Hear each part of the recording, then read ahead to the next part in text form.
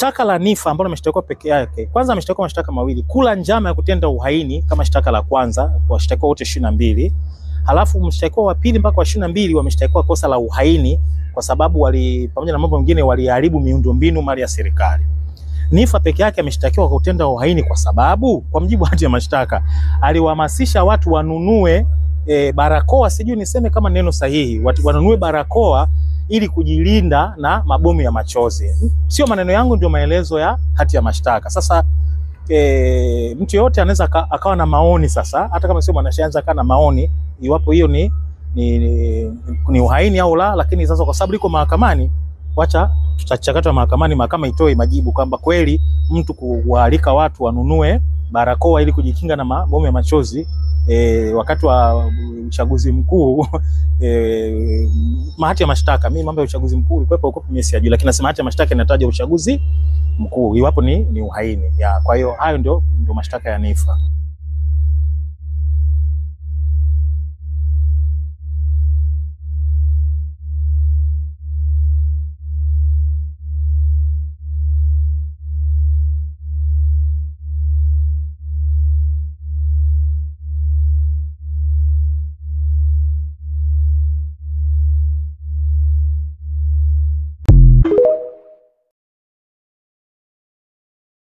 Hukumu yake ni adhabu ya kunyongwa hadi kufa kwa mujibu wa kanuni ya adhabu kifungu cha 39 2D, na maana ndio kifungu ambacho wanashtakiwa nacho, na kifungu namba 384 cha sheria ya kanuni ya adhabu. Kuna kesi mbili, moja ni kesi namba 26/382, nyingine ni kesi namba 26/394. Kwa hiyo moja na watu 13, nyingine na watu 34. Kwa hizi ni bachi mbili. Kuna bachi zingine na nadhani nimeona hata mtandaoni kuna Dodoma na maeneo mengine. Dodoma pia tumeona watu wamepelekwa mahakamani na mashtaka ni yanafanana kivyo vile. Kimsingi sisi kama watu pia wa haki za binadamu tunakemea vitendo vyote vya watu kupigwa, kuteswa, tena wakiwa wamekamatwa, ambao tunaamini kwamba walipaswa wawe salama kwenye mikono ya jeshi la polisi. Sasa wamekuja mahakamani, watu wengi wanachechemea, wameonyesha majeraha, inaumiza kwa kweli, na tunakemea vitendo vya namna hii. Havipaswi kujirudia kwa watuhumiwa ambao wanakuwa wamekamatwa.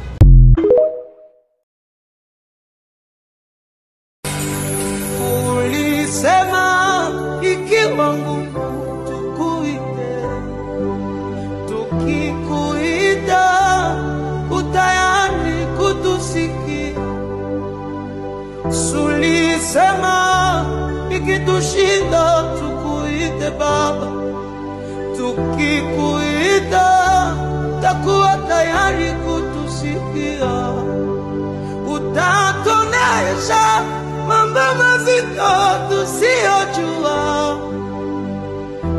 Utumaini Baba imekuwa nzito, tunajiuliza kama tuiache na shia twende kuwa malaya. Yesu utuma tuiache twende kuwa banyang'anyi. Utuma tuiache Baba twende kuwa bakaskatereze. Utuma hii Baba imekuwa nzito, napotea uonekane.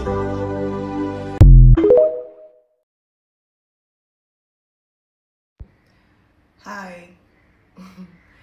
Hii video yangu leo ni video ya shukrani. Nataka leo niwashukuru wamama wote ambao wanakuja Niffer Cosmetics kupata huduma. Yaani nimeamua kutengeneza hii video nikiwa natural, yaani nikiwa sijajipanga kwamba labda niende nipake kapoda nini nikae nitengeneze video nzuri. Nimetengeneza hii video nikiwa niko nyumbani. Nimetoka kazini, niko nyumbani, nimekaa peke yangu, nimefikiria vitu vingi sana. Wakati mimi naanza kufanya biashara especially ya cosmetics, nilikuwa najua nitakuwa nawauzia vitu, yani wadada wengi wa umri wangu hivi na nini hivyo. Ninao wateja wa design hiyo, lakini kiwango cha wateja ambao ni wanawake, watu wazima, wa mama, naongelea kuanzia miaka 40, 45, 50, 60, ni kikubwa kushinda ambavyo niliwahi kuanza. Kama kwa mfano tuseme katika wateja 50 labda kwa siku, wateja 32 watakuwa ni wamama, watu wazima ambao wana familia zao na biashara zao, wengine hata wamesha retire, wamesha staff. Kwangu mimi it's a very big sign. Hamjui tu ni jinsi gani kuna wakati huwa nazuia machozi yangu kutoka, kwa sababu naboga nasema kwa hiyo huyu mama anakaa Insta anaangalia vile ninavyokuwa nacheza na nini. Hamjui mnafanya kitu gani kwenye maisha yangu, kwa sababu kutokana na nyie mlinifanya kuna baadhi ya vitu siwezi kuvipost Instagram. Kuna maneno siwezi kuzungumza Instagram. Kuna nguo siwezi kuvaa Instagram kwa sababu nahisi kama wazazi wananiangalia. Yaani kwa sababu yenu mnapokuja dukani, mnavoulizia updates za vitu na nini. The way you mko loving, mnavoonyesha upendo. Kwa kweli mimi sijui, lakini mimi ni mtu ambaye huwa sichukuli kitu kirahisi. Huwa siangalii vitu kirahisi au kikawaida. Huwa navichukulia kwa ukubwa sana. Na kuna baadhi ya vitu hata nikipostigi Insta unapokea message labda mama anakuambia mtu anakuambia hata kama ni mbaba anakutumia message anakuambia mwanangu, hii post najua ni nzuri lakini kuna 1 2 3 nadhani usingefanya hivi. Naenda nafuta. Wakati mwingine inakuwa yani baadaye mamangu labda ananipigia simu au anatuma message, anaongelea kitu kile kile mtu alichoniambia Insta, mwanangu, hii hapa hivi na vile. Lakini ni wateja ambao mimi nilikuwa nimewatem kama wateja. Mnanisaidia sana kunitengeneza kuwa mtu bora bila nyewe wenyewe kujua. Mnanitengenezea kujiheshimu ambako huenda ningejifunza kwa njia ngumu au ningejifunza huko baadaye sana baada ya mambo mengi makubwa kunikuta. Lakini mmeniepusha na fedha nyingi kwa sababu tu mmekuwa wateja wangu. Yaani kile kitendo tu cha nyewe kuja dukani kununua vitu na nini, ile interaction yetu ya dakika 5 haizidi hata dakika 10 au 15. Imenitengenezea misingi ya tofauti sana kwenye maisha yangu. Kwa naomba niwashukuru sana wamama wote, watu wazima, hata wababa ambao mnakujaga kuwachukulia wake zenu vitu pale dukani. Mungu awabariki na wabariki kizazi chenu. Mkapate watoto ambao watatambua thamani zenu kama ambavyo mimi nimeweza kutambua. Mimi natambua thamani zenu kwa hizo dakika 5 10 ambazo tunashare pamoja. Sasa na imagine watoto ambao mmewazaa na wamekuwa kwenye mikono yenu.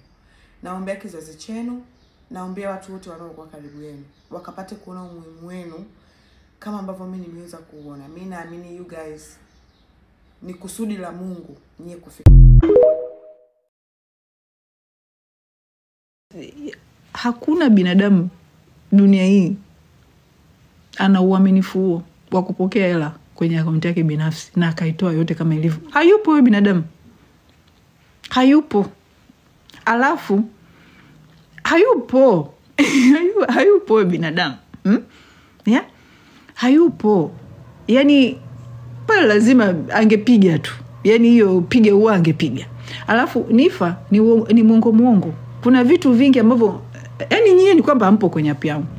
Mnakumbuka kuna kipindi alikuwa anapostia kwamba yuko UK. She's in UK. Mimi nikapeka kwenye app yangu. She never went to UK, she was in South Africa. Yuko South Africa kwenye mall, ananunulia ni vitu, anadanganyeni yuko UK, yuko London. Huyo ni mtu leo wa kuchangisha pesa huyo.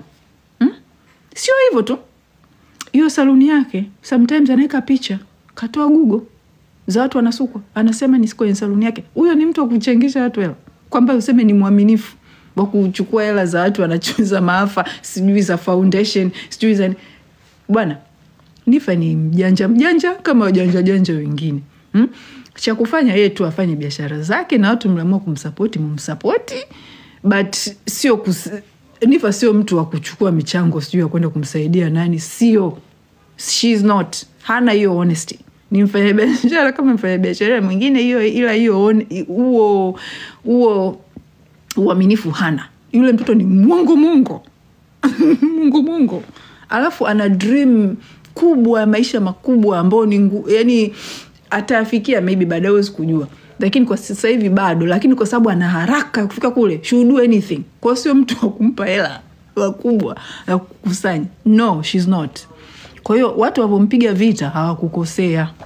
Mimi ndo dada wa taifa nawaambia waloko wanampiga vita nipo hawajakosea hata robo. Okay? Lakini pia tumpe credit yake kwamba ni msichana mdogo kajitahidi kafika mbali, she's hard working. Hiyo lazima tumpe. Yani you know, mnyonge yani yake mpeni. She's hard working. Anachofanya nifa so many people want to do. Na wameshindwa. So hiyo jamani asanteni. Thank you Mariam. Thank you jamani, naongea sana mpaka story asante. Hey, most sent mut. Mut manake nini? Mut 159 mtu kanitumia. Hizo mut ni nini?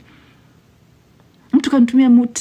Jamani natumia. Hey, mut nimetumia mut 168. Manake nini hizo mut?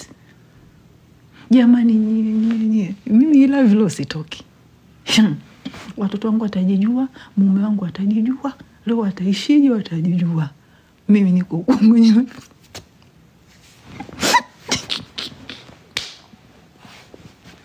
Watajijua leo wataishije. Mama yupo kwenye live, sijawahi kuingia live hivi ndugu zangu. Leo watajijua. Afu shemeji yenu. Hizo muti ni matusi?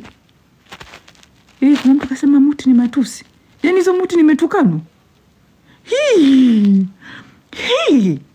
Hizo muti ni metukanwa? Kuna mtu kasema hizo muti ni matusi. Yaani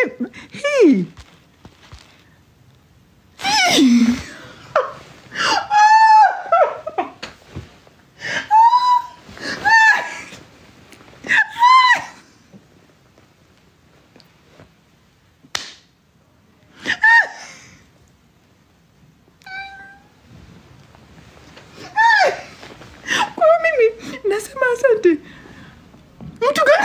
Mtu kana. Mimi nasema asante.